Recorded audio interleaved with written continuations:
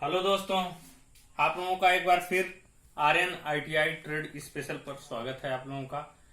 आइए दोस्तों, आज वन लाइनर क्वेश्चन डिस्कशन आप लोगों के बीच करेंगे।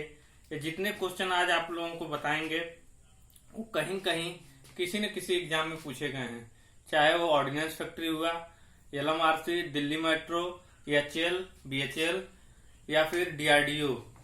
मतलब जितने भी टेक्निकल एग्जाम हुए हैं सब में कहीं कहीं पूछा गया है क्वेश्चन। चलिए टाइम अधिक न लेते हुए आते हैं, आप लोगों को क्वेश्चन के बारे में बताते हैं। चलिए देखिए, मैट्रिक पद्धति में पहला क्वेश्चन देखिए। मैट्रिक पद्धति में स्टील रूल का लिस्ट काउंट पूछा गया है। तो स्टील रूल का जो लिस्ट काउंट होता है मैट्रिक पद्धति में वो 1/2 mm या 0.5 mm या 0.5 mm, ये तीनों में से एक ही ऑप्शन रहेगा पेपर में। ठीक है दोस्तों, 4 ऑब्जेक्टिव क्वेश्चन रहेंगे, 4 ऑब्जेक्टिव रहेगा, उसमें एक ही आंसर आपका रहेगा। ठीक है दोस्तों, ये 1 नंबर का क्वेश्चन आपका हो गया। ये भी वीवीआई क्वेश्चन है दोस्तों। ठीक है, वेरी इंपॉर्टेंट क्वेश्चन। आते हैं, देखते हैं ब्रिटिश पद्धति में स्टील रूल का लिस्ट काउंट तो 1/64 इंच होता है। ठीक है दोस्तों, ये भी क्वेश्चन पूछा जाता है पेपर में। आते हैं नेक्स्ट, देखिए की सीट रूल का प्रयोग हम कहां पे करते हैं, ऐसे ही क्वेश्चन बनेगा। तो हम जो है की सीट रूल का प्रयोग चाबी घाट की मार्किंग करने के लिए हम की सीट रूल का प्रयोग करते हैं, लेकिन हमारा सिलिंड्रिकल व्यास रहेगा तब, मतलब किसी रॉड पे हम जो है अगर ग्रूव या खांचा मतलब चाबी घाट काटना है वहां पे मार्किंग के लिए हम की सीट रूल का प्रयोग करेंगे। ठीक है दोस्तों, और आते हैं श्रिंक रूल। नेक्स्ट क्वेश्चन देखिए, श्रिंक रूल का प्रयोग हम कहां करते हैं। तो श्रिंक रूल का प्रयोग हम मोल्डिंग शॉप में किया जाता है। ठीक है, और क्वेश्चन इसमें बनता है दोस्तों, श्रिंक रूल गर्म जाब को मापने के लिए किस रूल का प्रयोग करते हैं। डीआरडीओ में क्वेश्चन पूछा था दोस्तों, डीओ में। ठीक है दोस्तों, तो गर्म जाब को मापने के लिए हम किस रूल का प्रयोग करते हैं, श्रिंक रूल का प्रयोग करते हैं। ठीक है दोस्तों, यही देख लीजिए। नेक्स्ट क्वेश्चन, स्टील रूल का मेटल जो होता है, ये भी क्वेश्चन वीवीआई है दोस्तों। ठीक है, ये भी वीवीआई क्वेश्चन है, very important question. Steel rule का मेटल जो होता है वो स्टेनलेस स्टील का बनाया जाता है। स्टेनलेस स्टील या फिर अगर स्टेनलेस स्टील पेपर में दिया है तो स्टेनलेस स्टील होगा उसका आंसर, नहीं अगर स्टेनलेस स्टील दिया है तो दोस्तों स्प्रिंग स्टील अगर ऑप्शन में दिया है तो वो हो जाएगा आंसर। ठीक है, आते हैं, देखते हैं नेक्स्ट क्वेश्चन, गहरे सुराख तथा स्लॉट की माप लेने के लिए किस रूल का प्रयोग करते हैं। तो गहरे सुराख और स्लॉट की माप लेने के लिए नैरो रूल का हम प्रयोग करते हैं। ठीक है दोस्तों, नैरो रूल के जो चौड़ाई होती है उसकी वो होती है 5 mm। ठीक है दोस्तों, आते हैं नेक्स्ट क्वेश्चन, स्टैंडर्ड मापों को कितने डिग्री टेम्परेचर पे रखा जाता है। तो दोस्तों 20 डिग्री सेंटीग्रेड टेम्परेचर पे रखा जाता है जितने भी हमारे मतलब सूक्ष्म मापी यंत्र है, चाहे वर्नियर कैलिपर हुआ, माइक्रोमीटर, जिससे इसलिए इस टेम्परेचर पे रखा जाता है जिससे उनमें वियर और टीयर आने का जो है प्रॉब्लम ना हो। ठीक है दोस्तों, आते हैं नेक्स्ट क्वेश्चन पे, पंच किस मेटल का बना होता है। तो पंच जो होता है हमारा हाई कार्बन स्टील का बना होता है पंच। ठीक है, इनके पॉइंट को हार्ड और टेम्पर कर देते हैं। ठीक है, जितने भी हाई कार्बन स्टील के धातु चाहे जो रहेगी उसको हम हार्ड और टेम्पर करेंगे। ठीक है दोस्तों, आवश्यकता के अनुसार।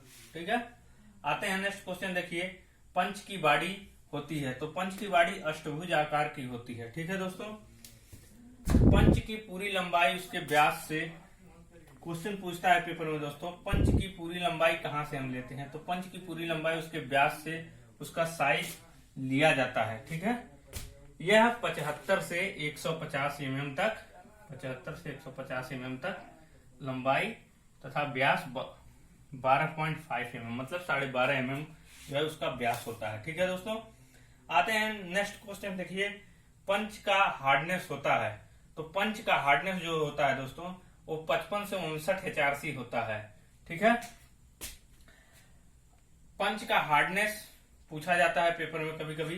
तो पंच का हार्डनेस याद रखने का तरीका जो है दोस्तों, पंच मतलब 55, पंच से 55, तो 55 अगर याद रहेगा आपको तो अगला जो है आप खुद लगा लेंगे पेपर में। ठीक है दोस्तों। तो पंच 55 से 59 HRC इसकी हार्डनेस होती है। HRC का फुल फॉर्म दोस्तों कभी कभी पेपर में पूछता है, तो देख लीजिए HRC हार्डनेस रॉकवेल सी स्केल। ठीक है दोस्तों। और कभी कभी दोस्तों HRC ना दे करके HRB दे देता है, तो उसको दोस्तों कहते हैं हार्डनेस रॉकवेल बी स्केल। ठीक है दोस्तों। आते हैं नेक्स्ट क्वेश्चन। देखिए प्रिक पंच का एंगल होता है, तो प्रिक पंच का एंगल जो होता है दोस्तों वो 30 डिग्री होता है। तो VVI क्वेश्चन ये भी है दोस्तों। ठीक है। पंच के जितने मतलब एंगल बताएंगे आप लोगों को, इसमें कहीं कोई क्वेश्चन जरूर इसमें से एक पूछ देता है एंगल, चाहे वो डार्ट पंच, चाहे सेंटर, चाहे ऑटोमेटिक पंच, कोई पूछेगा उसका एंगल। आते हैं डार्ट पंच का एंगल। देख लीजिए ये 60 डिग्री का होता है डार्ट पंच का एंगल। ठीक है। सेंटर पंच का एंगल जो होता है वो 90 डिग्री होता है। ठीक है। डार्ट पंच का जो है हम प्रयोग करते हैं मार्किंग के लिए, हम जो है डार्ट पंच का यूज करते हैं। ठीक है। सेंटर पंच का यूज कहाँ करते हैं, जैसे हमको ड्रिल अगर करना है, तो जहां पे ड्रिल करना है, जैसे मान लीजिए हमारा जॉब है, अगर सेंटर में हमको ड्रिल करना है, तो पहले हम सेंटर पंच से यहाँ सेंटर में उसके पंचिंग कर लेते हैं, जिससे हमारा जो ड्रिल होता है वो यहाँ पे उसका जो पॉइंट होता है वो बैठता है बढ़िया से। ठीक है। इसीलिए सेंटर पंच से हम पंचिंग कर लेते हैं। ठीक है। प्रिक पंच का जो होता है दोस्तों वो नर्म धातुओं को पंचिंग करने के लिए हमारा प्रिक पंच का हम प्रयोग करते हैं। ठीक है। आते हैं ऑटोमेटिक पंच। ऑटोमेटिक पंच का एंगल 60 to 90 डिग्री होता है दोस्तों। 60 डिग्री टू 90 डिग्री होता है। ठीक है। ऑटोमेटिक पंच का, ऑटोमेटिक पंच जो होता है दोस्तों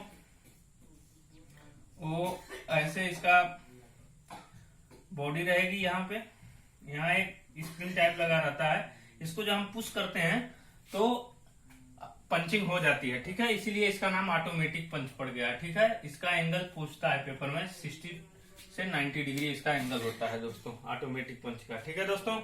आते हैं नेक्स्ट क्वेश्चन पे। पंच करते समय दो डाट के बीच की दूरी कितनी रहती है, तो ये 3 से 5 mm, कहीं कहीं 3 से 6 mm भी पेपर में, मतलब अगर इसके चाहे 6 चाहे 5 अगर रहेगा, इसी के नियर अबाउट आपको आंसर उसका करना है। ठीक है दोस्तों। आते हैं ट्रेमल। ट्रेमल का प्रयोग हम कहाँ करते हैं, तो ट्रेमल का प्रयोग हम बड़े वृत्त की मार्किंग के लिए हम प्रयोग करते हैं। ठीक है। इसके द्वारा जो है 1800